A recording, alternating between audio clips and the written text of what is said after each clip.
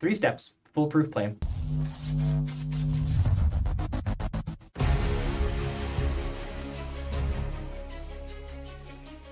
Hi, OChemNinjas. The Newman projection can be one of the more confusing sections for students because it's our first time with new perspective drawing. But the 3-step foolproof plan for drawing Newman projections will help you every time. This video will assume that you already know the basics about how to draw Newman projections. If you're unfamiliar with how to draw a Newman projection, go ahead and pause the video and watch my video on how to draw Newman projections that I'll link down below. Then come back for the 3-step foolproof plan. We start the same way we always do. We choose our perspective orientation and we draw the dot and the disc. Now we need to put the 6 groups on, and that's where our 3-step foolproof plan comes in. We'll start with one of the groups, this OH group, and we go through step 1, step 2, step 3. Step 1. Is this group attached to the front or the back carbon? This OH group is attached to the front carbon. Is this group in the northern or southern hemisphere? This OH group is in the southern hemisphere. Step 3. When I draw it in the Newman projection, will this group be on the vertical axis, the left side, or the right side of the Newman projection? Since this OH group is in the screen, when I turn to the side, that OH group will be on the vertical axis. It's attached to the front carbon in the southern hemisphere. So attached to the front carbon in the southern hemisphere on the vertical axis will be this OH group.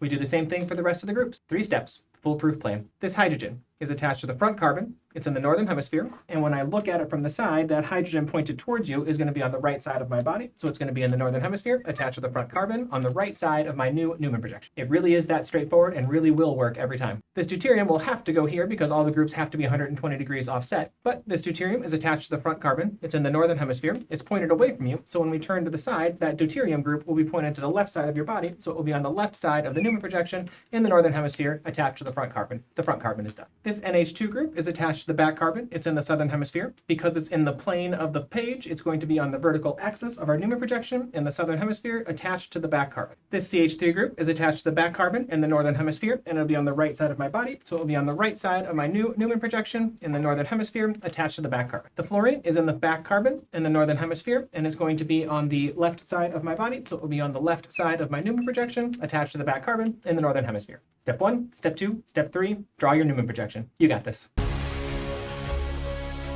I'm glad you're here with us for this training today.